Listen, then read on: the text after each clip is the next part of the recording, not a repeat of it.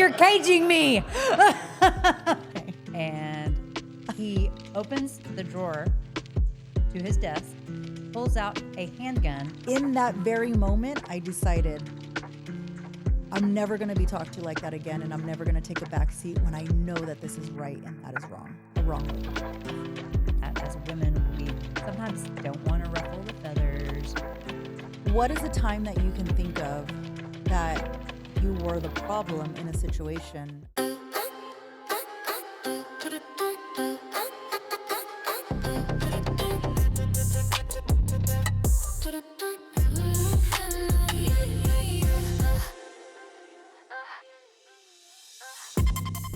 Can you even believe we're here?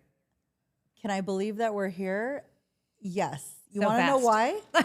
Because the way I feel like you and I operate, everything that we're doing, everything, no matter if it's coming to something that we do for the kids, something that we're doing for Yes, the nonprofit, we say it, we speak it, and then we create it. So yes, I can believe that we're here. It's all so fast. I can't believe it. The set, all the branding, everything came together. Well, you know what I also have to say? Think about all the women that are supporting us and just encouraging us to do this, and not even the encouragement, but just the excitement. People, when we tell them what we're doing, they come to tears. Oh my gosh. Because yes. they really believe that this is something that's needed in our environment, society, and the conversations that we're going to talk about. People cry when they hear what we're doing. It's crazy, like goosebumps. That's what I'm getting like from so many of the women that we've spoken with. It's beautiful. No, it definitely is. Well, let's dive right in, right? Let's do it. Okay. So have you ever experienced a time where you were a problem because you were a woman? Oh yeah. I think I like being the problem. But I'm sure. Or you're used to being the problem and you've gotten used to that role. Well, no, I think I like it. Okay. You know, because it puts me on the offensive. Okay. And I think that's a good thing. So I don't think it's good that somebody thinks of us like that. Obviously not. Yes. But I think it makes me take my game to the next level. Ooh. If that makes sense. I love that. Now, let me ask you this. What is a time that you can think of that you were the problem in a situation, whether it was work or a relationship? Okay, so you're really not going to believe me on this because this is like just a crazy situation that happened. So I had, when I was working in the district attorney's office as a baby lawyer, barely starting, I had a female first chair. I was a second chair, so we worked together.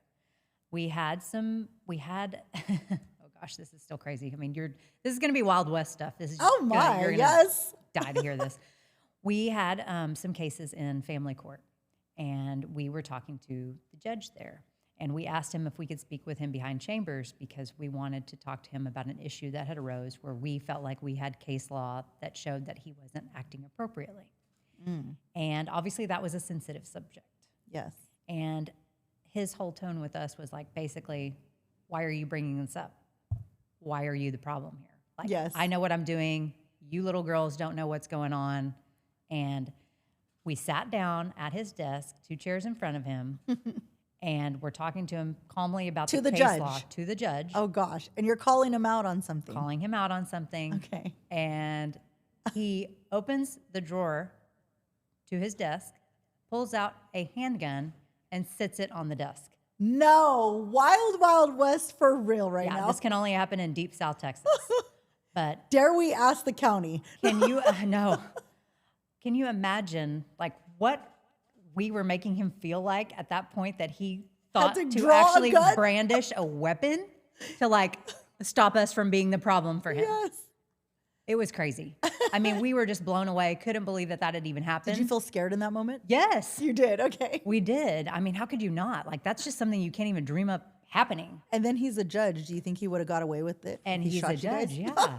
Well, and so, yeah, that was the first time I was like, oh my gosh, like, this is insane. Like, when you're smart, when you hold that power, when you're actually, speaking to somebody with intelligence, you're bringing up good points, but nobody had done that to him in a long time. That was obvious. That he had to take that tone. that was that big of a problem. That threat. I was that big of a problem that we were. That was insane. That's pretty wild. Wild, wild west for sure. Thank God that's the only time that's ever happened. Okay, so how did it resolve then? Well, we finished our piece, and he told us to get out of his office, and he made his ruling, and it was against us. Oh, okay. Ouch. Did you guys do a, oh gosh, what's that called? Where you go back and you fight or challenge that judgment? We didn't. What It is it wasn't called? anything that we could appeal. Oh, appeal. Yeah, yes. it wasn't something that we could appeal, so we had to just take it from there, you know? But it really gave us insight as to what can happen in that type of situation and just the power that we do yield, you know? What about a problem as a woman? Have you ever been, she's the problem in your relationship? I hadn't really thought about relationship-wise. I mean, Maybe. I can't think of anything coming to mind. I'm sure I have been. How about you? Definitely in the relationship, but I definitely have to say I've been told, you know, that I'm too much. You know, just different comments like that, just being too much. That's always been the thing. Oh my gosh, you're just too much. You're too much. And I don't really think about it as being too much. And if we're looking at it from a woman's standpoint or even a man's standpoint, I think when you have an expectation and you have a standard of where your bar is set, I really believe that maybe in relationship-wise, the bar was set, or maybe there was an invisible bar that was set too low, so that when the real bar was actually visible, it was like, you're too much, you know? Yeah, you exceeded. Yeah. And it wasn't comfortable. Yes. But I also have to say, even in business as well, you know, working 18 years being a strategist in business development, you are in rooms, like for me personally, I've been in rooms with probably 100% men. Most of the time, I've sat at tables with 100% men, and I'm the only woman. Sure. And then not only am I the only woman, I'm the only woman that's of ethnic as well. Yeah. So it's been an interesting, you know, when men tell you, or being in those rooms, it's like, oh no, you just don't know, or okay, that's cute, right? Have you ever been told that's cute? Oh, yeah. And then it's oh, darling, just, you know. Yeah. In other words, hush. Because when you're in that situation, when I've been in similar situations as well, the only female, then you say something that's different at that time. It's like, you know, they're not rolling their eyes, they're not calling you a name, but it's just that unspoken, like, oh, okay, you know, she needs to, we've got Quiet this. down over there. Us boys have this. Well, you and I had even talked about, like, sometimes we've had to, in certain scenarios and cases, that you have to kind of change your personality and be more, in a sense, I wouldn't say aggressive, but more demanding, because your voice and because what you're asking isn't really taken seriously. Sure. And so I've been in rooms where even with gentlemen with master's degrees just were not qualified for the things that we were doing in that certain project, you know? Sure. And so those are the things that I've encountered. And then, so what did you do in that situation?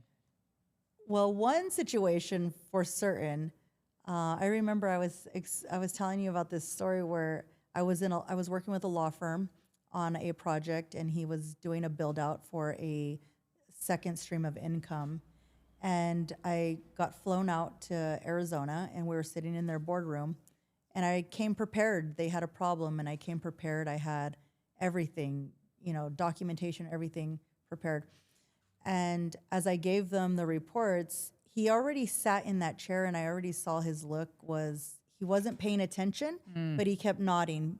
And it came to light reason why he wasn't paying attention, because he already had a different course of action that he was going to take. So he said, thank you very much for sharing. And it was the demeanor of, thank you, sweetie. Thank you so much. That was so kind of you to pull that all together. And it was kind of like even a gesture in a sense of like, if you were bringing a casserole over, you know, like something like that. It was that feeling. And you can't even begin to explain that to somebody and say that is what happened, but you know the feeling Right. and when it's done to you, right? Right. So he says, okay, well, we're going to actually go in this direction. I thought about it all night, and I looked at him, and I was still standing, and I didn't sit down, and everybody else, all eyes were on him, and he was going to lead this direction, now lead the train in a different direction.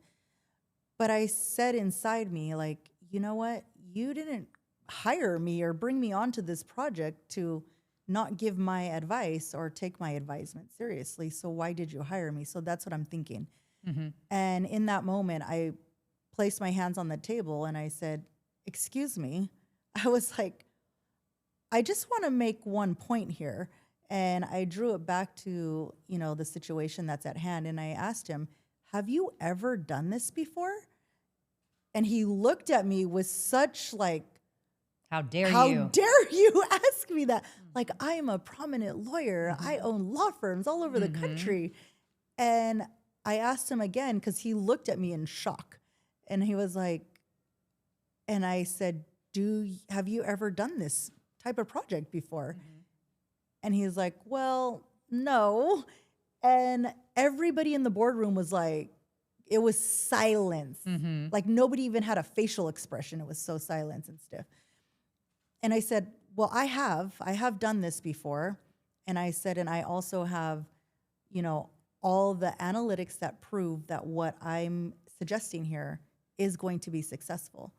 And I said, so if you haven't done this before, and I have done this before, and I have proof that it's successful, why would we be doing anything else?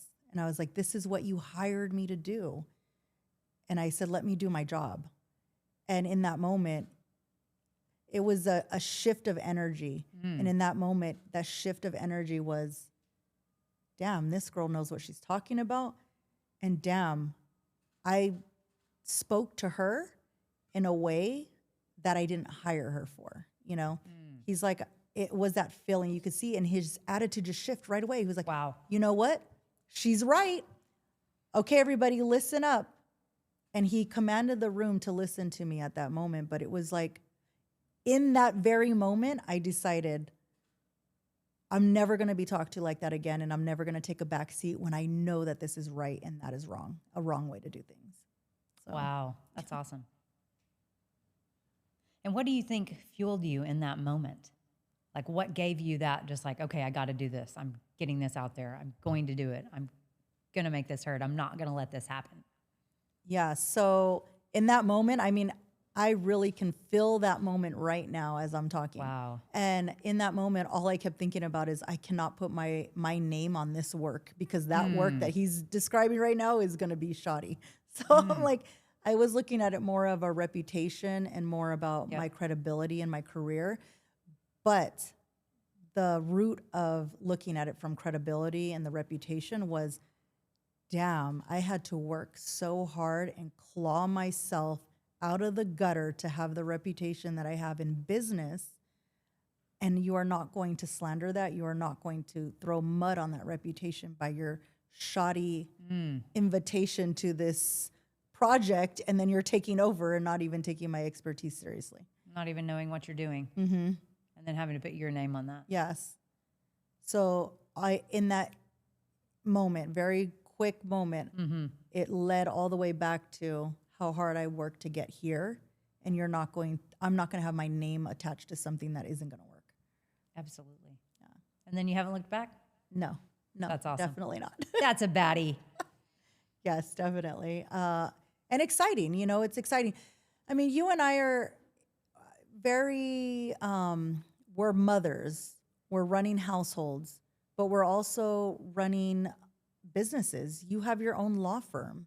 I mean, what was that journey like to even own your own law firm? And to me, I even look at you as having guts and courage because owning your own law firm is, I feel like kind of like a guy's game in a sense back in the day, right? For sure.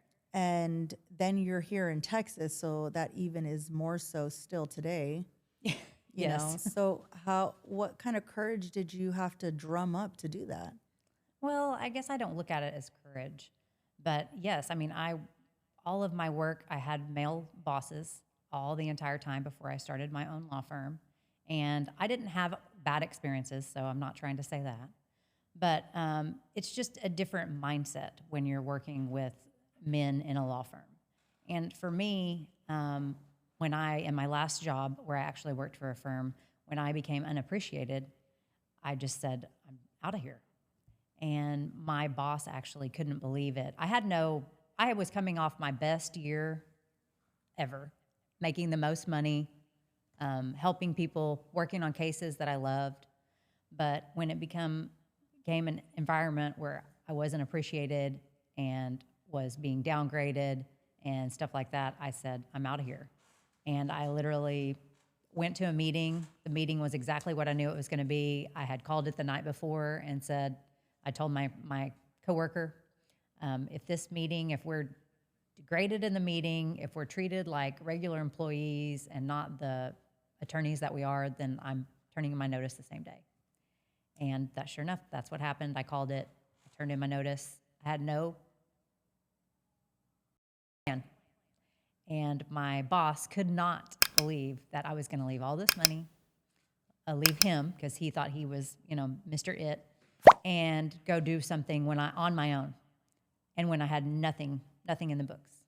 But I had confidence in myself, in my abilities, and I wanted to do things differently. And so within a couple of days, I had multiple people calling me wanting to partner up. I was taking interviews, basically, because people saw my work product. You had the lineup. I did have a little lineup.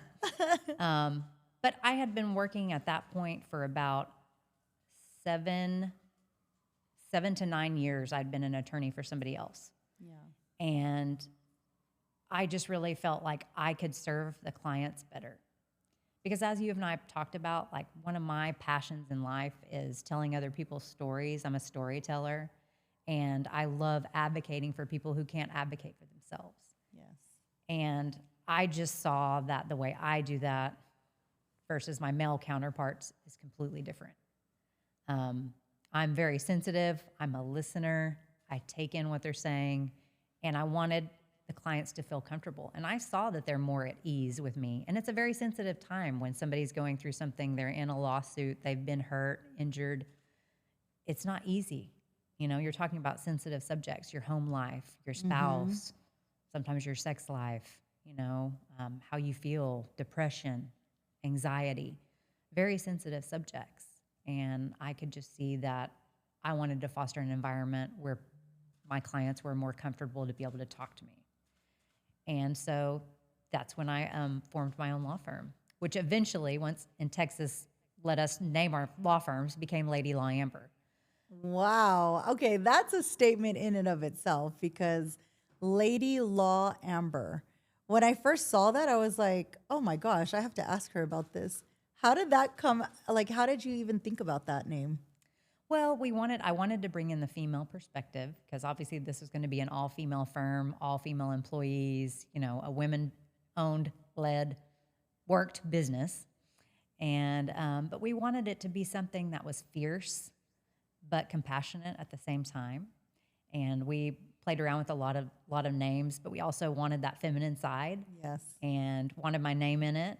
And we came up with Lady Law Amber, and it just kind of stuck, and everybody liked it. And yeah. I love that. This is so powerful. Okay, so I have a question. Why do confident women scare people? Because the people they scare lack self-confidence. Ooh, peel that layer back. Tell me more. Yeah. I've been thinking about this. And each time that we're in a room and we get that feeling from somebody where they want to call us names or they want to, take us down a notch, it's because they lack in self-confidence. And you can take this back to what you tell your kids. It's like if somebody is bullying, why? And all the things that we teach our children. But the reason is because they don't lack the confidence in themselves. If they did have confidence in themselves, then you wouldn't bother them. You wouldn't be a problem. Yeah. No, definitely. I think it scares people that women are confident because they can't pull one over on them. You know, a lot of times, I mean, obviously, sometimes women are looked at as the weaker sex, right? And I mean, obviously, I can't go and lift 400 pounds, you know?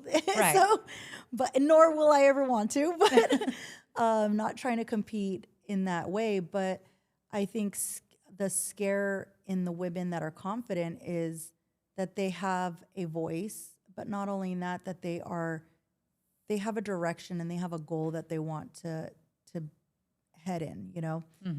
And the scary thing that I think with women is that, well, when they think of something, it kind of happens.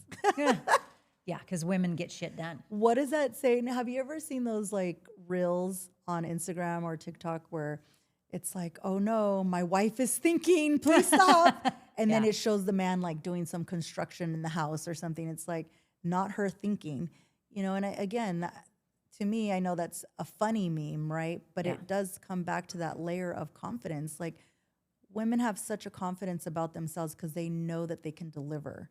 And not only can they deliver, they can create. And whatever they're going to think, it's going to come to existence, you know? So I think can be scary or could be intimidating too.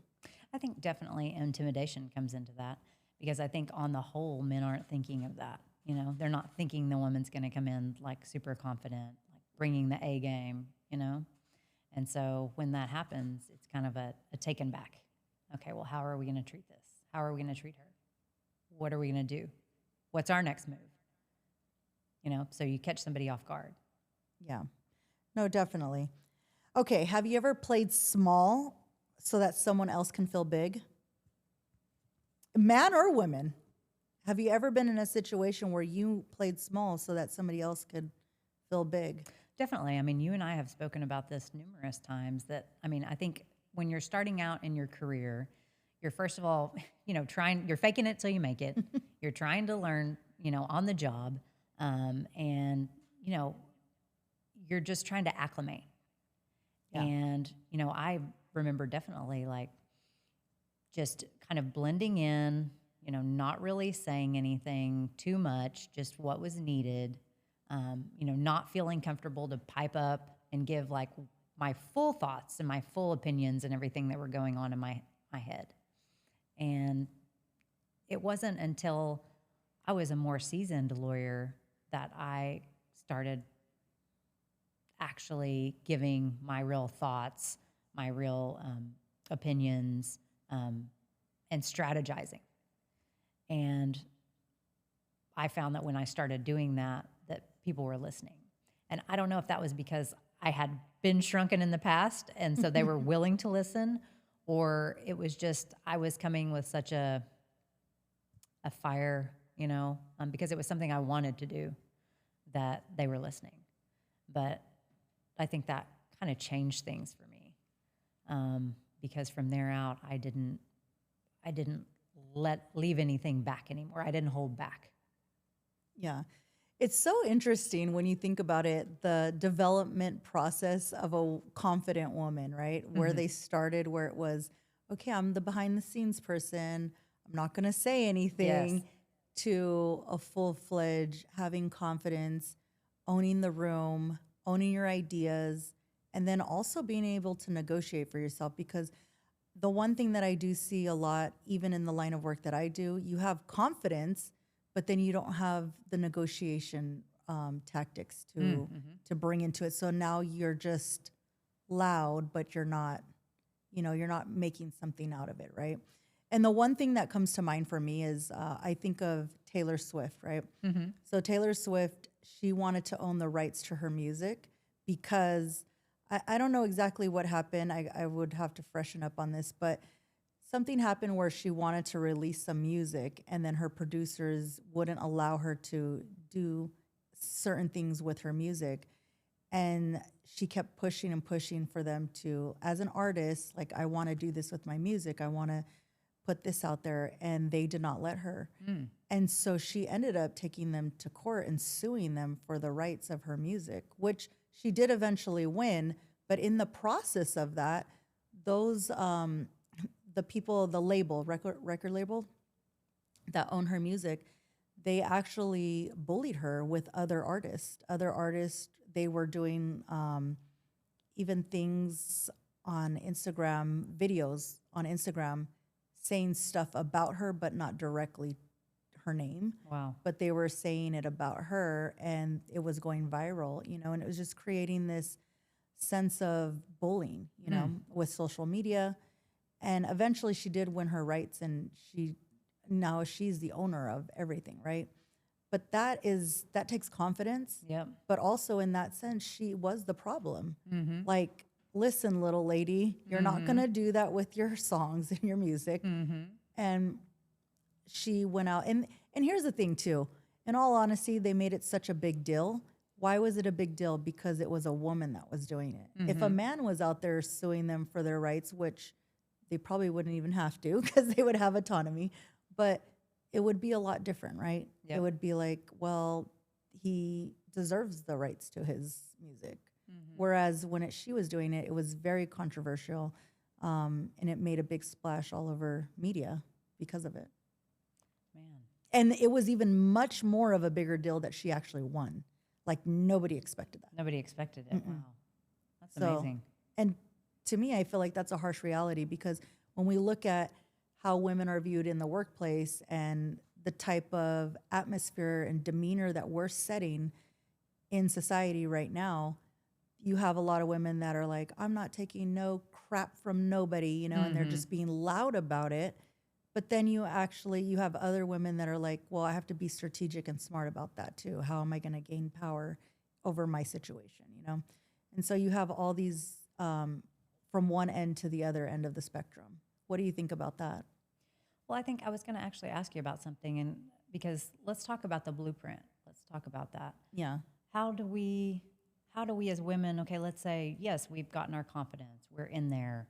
What does that identity evolution look like for a woman? Yes. What's our blueprint? That What is is an this? amazing question. Yes. So, you know, you definitely, what is going to fit for your lifestyle, and how do you operate, and what kind of line of work do you do too, you know? But I think really standing to your standards. So understanding, first of all, what is your standard, you know? Are you going to not take crap from anybody? Is that a standard? Or is it, I'm going to have understanding, but I'm also going to address this in a diplomatic way? Like, what does that look like for you, and what are you comfortable with? Because I think that evolution that you're talking about it starts here, where you're always the quiet one, you're dismissed, your ideas are pushed to the side, and then coming to this end of the spectrum, which is like, I'm not taking crap from nobody, you know, and I'm gonna do this or do that. For me personally, I had to start my own business for many reasons. Being a mom, people in the workplace just didn't understand you have doctor's appointments. And I was a mom, I am a mom of 5 kids, with 3 teens at home still, and 2 adult children that are off doing their own life. But, you know, at one point there was 5 kids in the house, and there was just no way that I could work for anybody, because nobody would understand that, you know. You have doctor visits, dentist visits, all of these different things. I have field trips that I want to go on with the kids, you know, so I have to own my own time. And because I wanted to live my life a certain way, but I also saw very young on that I wasn't going to get paid what I was bringing to the table either. Even at that level, you know, I wasn't getting paid what I was bringing to the table. Whereas other people that were there were not going above and beyond, and they were getting paid a ton more than I was, you know? So it's like, that is when I decided, like, I have to be self-employed. I have to do things my own way and figure it out, you know? But again, that takes a lot of confidence also. And the blueprint that you're talking about is, what is that evolution? And I feel like for me, it came through experience, but it also came from situations. You know, situations can shift you from one direction to the next, and it can lead you down to something that you end up creating a movement for, because not only do you believe in it, but you also realize that there are other people just like you that didn't figure it out and don't have the resources to figure that out, you know? And that's actually one of the reasons we started this podcast, right? Yes. And I can't believe, how this developed, but, we were just sitting over dinner, brunch, I don't remember what it was, and just really talking about all of the women that we'd been meeting with. And, we were actually on a women in business committee group together. Remember that? Yeah. And we met after and just started talking about our lives and our businesses and just everything in life. And we really both, and I feel like at that time I had opened myself up just to like be open to do something different and to help people in a different way. Because I also, in addition to having my own law firm, have done politics, as you know. I've been a countywide elected official for many years. State rep runner. But I actually served for almost 7 years, in a countywide office, and I loved doing that. But I wanted to open myself up to serve and to help in a different way. And it's like when we started having these conversations about how women are feeling and all of the same women having the same conversations about how they want to be writing their own playbook. Yes. But how can they do that? And money, access to money. That's one. Access to, what is it? Access to money is number one, but also access to collaboration. Yes. And I think we've really moved out of that era. I felt it when women were starting to finally get a place in the workspaces, having their ideas come to full fruition in corporate, and then also owning their own businesses.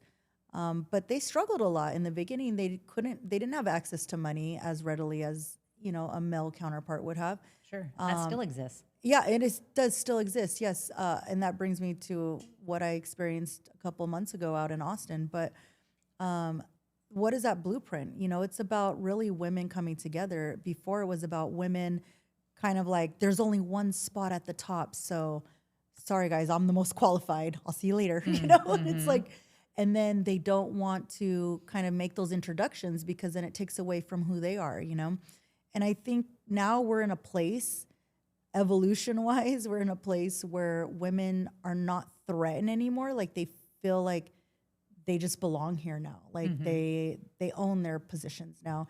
And so inviting somebody else into it, inviting another woman to collaborate or an introduction isn't so hard anymore because there's a lot of room at the top. But not only is there a lot of room, like you and I are out here creating our own space. Like nobody invited us to do this. We invited ourselves and then we created it, right? Damn straight. With the help of all of our producers, but and our wonderful team. But that's what we're working with. And even the other day, a conversation came up to me and they're like, wow, I cannot believe that this podcast is like literally taken a life of its own, And I was like, the one thing that I said in that moment was like, well, me, I was like, I don't ever like to have success without other people being involved. And like, I want to share success if I'm going to have it.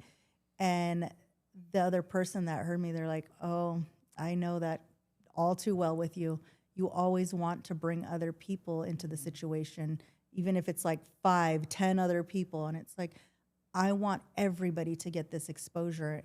And I think we all need to start having that mindset where it's not taking away from you if you're giving exposure to other women and being amazing for what they're doing, Definitely.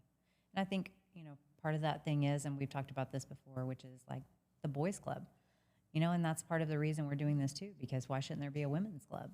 We talk about collaboration. We need to resources, the money aspect, like all of that. We need a movement. We need our own club. We need to be supporting each other. Yes. And I think, to me, the next step for everyone is the collaboration. And that's the biggest. That is going to be key. Collaboration is key. Yes.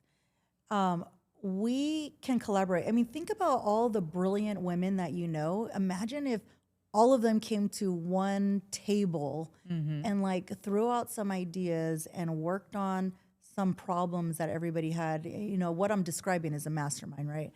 But imagine that being something like a common occurrence amongst the culture of women, you know? Yeah, be amazing. Yeah, no, Amazing. definitely. And so the blueprint, again, I think the biggest problem is access to money for women.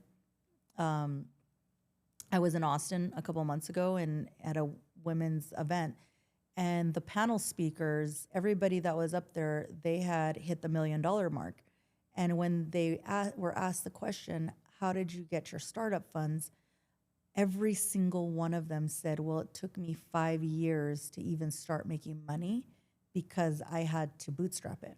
And then another woman said, I was fortunate and somebody that I knew gave me $50,000. Who had $50,000 to give you? It was a male mentor that she had, you know? And the other thing too and when we're talking about access to techniques and how you were able to own a room. And I think those are very important conversations is how do you go in and negotiate for yourself? I recently had a client, and I don't really want to give the scenario because it would definitely bring light to the situation. But this client came to me because they said, this is how much the deal that they were doing was supposed to be, and this is what they got. And it was nothing compared to what was originally signed for. And I was like, well, where did that language come into the conversation that you were actually something smaller than what you guys agreed upon? And I was like, show me the policies, show me where's your attorney? Where's your attorney? Where's your written language? And, you know, where's the documentation on that? And so I urged her, no, you need, the other person that was partnered with her, we should just be quiet and we should just be grateful that we were even a part of that project. That is a conversation that is still happening today. Be a problem. In the Silicon Valley. Crazy. In the Silicon Valley, that conversation, when I heard those words, I was like, oh my God. And it's like, we should just be grateful to be a part of this project. So I said, you could do that, but this is not only going to happen to you again in this situation, but most importantly, how many times has this happened to other women that have, because this was a team of women, but they were the team of women and then the people paying them were not. So it was like, how many times has this happened, not even to you just as a woman, but to other people that don't know how to fight for themselves or how to pose the question, you know? And I told her, you're going to have to turn around and here's what you're going to say, you know? And I gave her like an outline thing. And then it was like, you know, kind of like in a sense, they had an event. And at that event, there was a speech that was presented. And then in that speech says, people should be grateful to be here. Oh my gosh. No. And you know, the one thing that I said was, when people show you who they are, believe them. Believe them. Absolutely. And I was like, what could you learn from this situation? Because you didn't resolve, the resolution didn't happen the way that it should have. So that negotiation didn't take place, and that No, it did. Oh, it did after. Okay. But because there was certain things that were not in the contract, then it was kind of like washed out. So it's like, to me, that's protection. That's, you know, but women don't think about it like that. Like me, oh my gosh, I get so excited about projects that I get to work on, right? And I'm like, oh my gosh, we're going to do this and we're going to do that, because we're creators. We bring things to life, right? We bring life. And when I get so excited about it, sometimes we got to think about like, what are the details a part of this, you know? And in the very beginning, when I first started my career, I skipped over the details because I was so like, the glitz and glitter over here is the project, you know, and I got so excited about it. But well, I think it's just that, like what you're saying, like women are so conditioned to be so grateful, to be in the room, to be at the table. Yeah. Like that's how it's been. So like to step above that and have the audacity to call somebody out on something is not exactly the norm, but it should be, because that's what you signed a contract for. That's what you're worth. Women, that is what you're worth. And you should be given that. You know, you followed through, you did your job, then you should be asking for that. And you shouldn't feel bad about it. And I think that's part of the big thing too, is that as women, we sometimes don't want to ruffle the feathers. We want to just go along with it. We're emotional sometimes, sensitive, you know? And I think that's difficult. So I think it's recalibrating that blueprint and saying, we're worth it. Your time is worth money. Your mind is worth money. You are worth it. And take it. Interesting that you even say that, because when I think, again, looking back to the blueprint and asking for what you're worth, I don't think a lot of women ask for what they're worth. They're just asking for a seat at the table still, right? You know? And we need to move away from, we're not asking for a seat at the table, ladies. Like, we are creating our own tables. We are creators, and we can collaborate with each other and with other resources. Not saying men are excluded at all, but I'm saying collaborate. You know, when I look at other women that I can support, I'm going to call upon them for their business before I call upon anybody else's, because I want to give them that opportunity to shine as well, you know? And it brings me even to another scenario. I had a gal that came to me, and I was consulting for her in her business, and she was amazing. Talk about an amazing, phenomenal woman, was providing amazing results for other people that she was coaching. She was a coach, and she still is a coach. And I think her product was listed at like $2,500, $1,500 to $2,500. And when I looked through everything, I'm like, why are you charging so little? And, you know, and she's like, well, I've been able to get good traction with this. And I was like, but what kind of clients are you attracting as well? Mm-hmm. And it's like, I'm attracting clients that can barely pay the $1,500 or the $2,500. I'm like, okay, well, let's raise your price. So we raised the price to $8,000, and then her second tier was $25,000. And she's like, nobody's gonna pay this. I'm like, oh, they will. Mm-hmm. And today, like, I mean, it is crazy. So in her first month, she was able to, just based on that pricing, rack in over $85,000 in wow, like 2 weeks, I think. Wow. Based on that pricing shift. So it's like being able to understand what that value is. And sometimes I think what I also see with women, just in what I do, women don't always ask for help either. And that falls on us. We have that. Yes, that falls on I us. do too. Like, that really falls on us. That's nobody else's problem. I'll just do it myself. Mm-hmm. Instead of like actually delegating, instead of asking for help when you don't know what it is, and you feel like a little shame to ask sometimes. Yes. And I think even for me, I was telling you, 4 years ago was the first time I ever took on a woman client. Prior to that was 100% men. Yep. 4 years ago was my first woman client. Now, today, I want to say probably about a good 75% of my clients are women now, which is odd because it was a total shift. Such a shift, yeah. Even my honey's like, this is so weird. He's like, I've always seen you in rooms, nothing but men, and you're like the only woman there. Yeah. I'm like, yeah, it's awesome. But I feel very grateful to be in a position to help women in that way, you know, and help them look at income in a different way. You know, I think also too, a big part of this playbook is how women look at money. You know, if you're thinking $10,000 a month is like, oh my gosh, I could never. Like, you're right, you could never. But if you start looking at that money in a different way, and I think women look at money as kind of like, they don't look at it the same way men do. Men go out and look at it like, I'm going to invest, I need to create, I need to build this and build that and do this. Women look at it like, I'm going to feed my kids, I'm going to put myself through school, like as a means. Yes.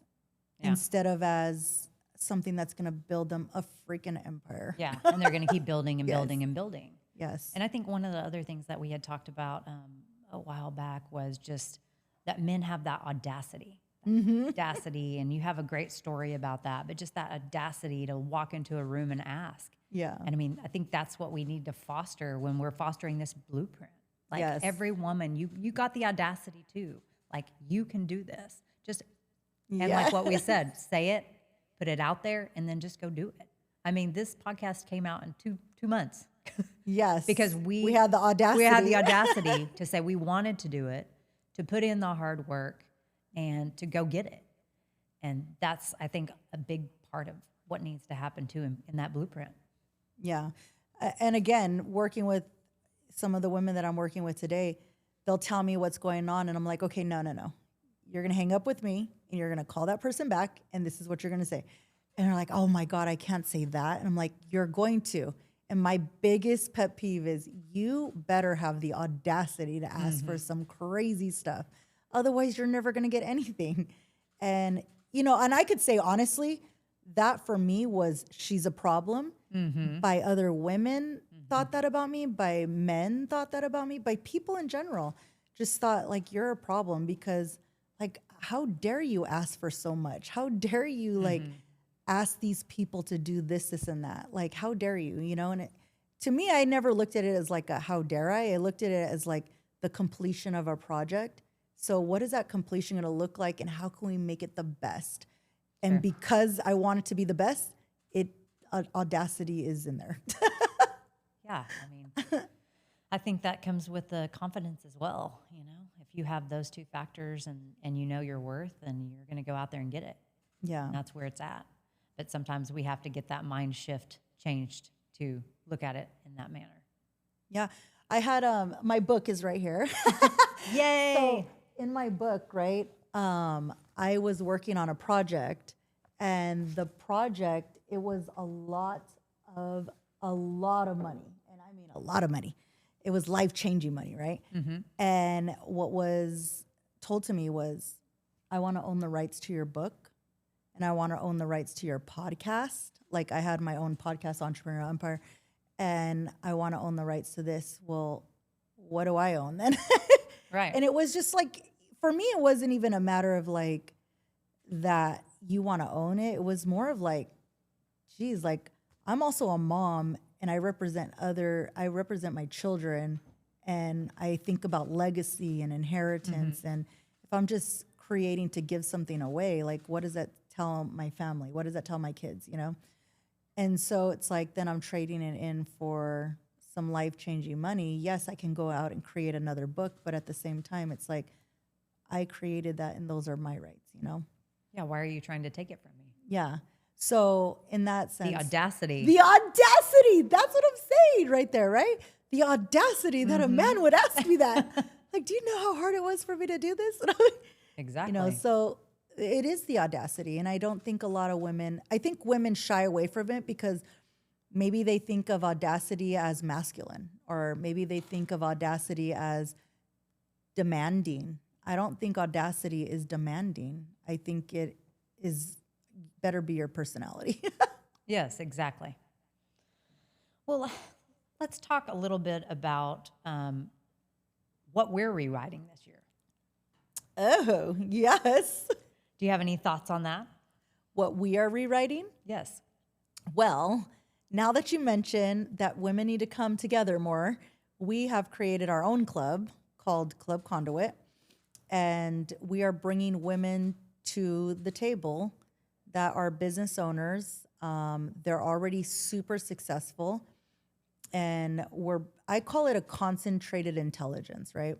And so this concentrated intelligence is bringing the smartest people that you can find in your proximity, right? And bringing them to the table, giving invitations to others to be a part of that, and putting out what are the challenges that you're facing in your business? What are the challenges that you're facing at home?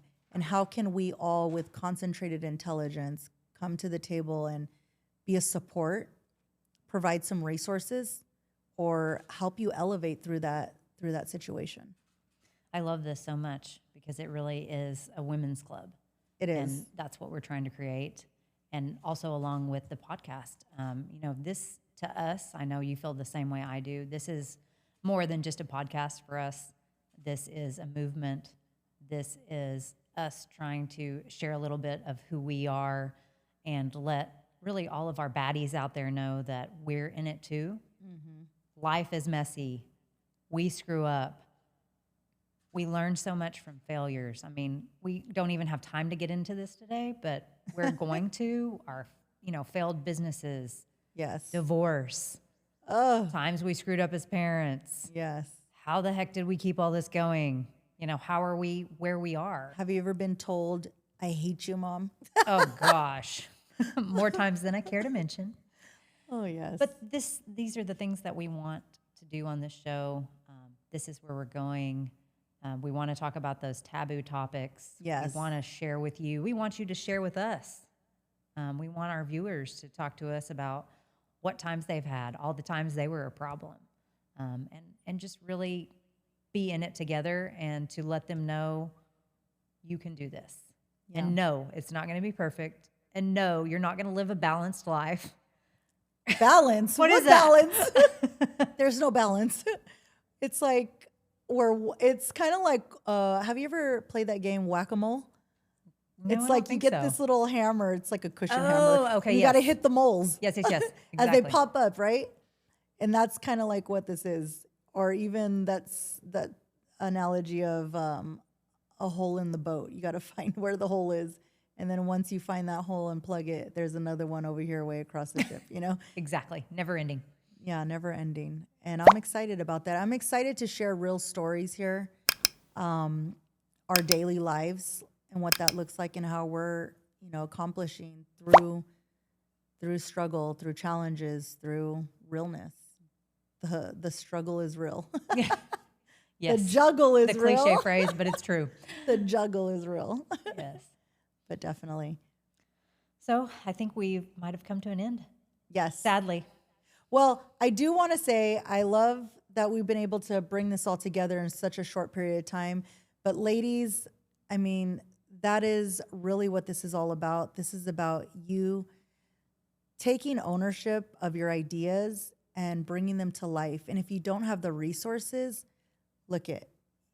ask, bring other women together, bring other people together, bring a team together and figure out how you can bring something to life, right?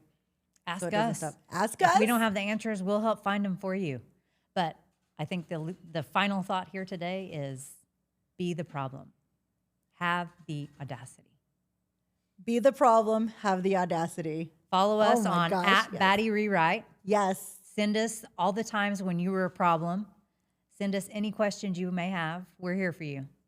And also, too, I want to put out an invitation. If you are going to follow us at Baddie Rewrite, definitely in the DMs, let us know what your problems are. We can talk about it here on the show.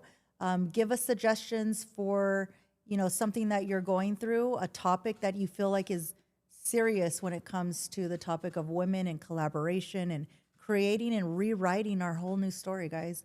So that, yeah. Let's do it. All right. We can't wait to hear from you guys. Baddie Rewrite.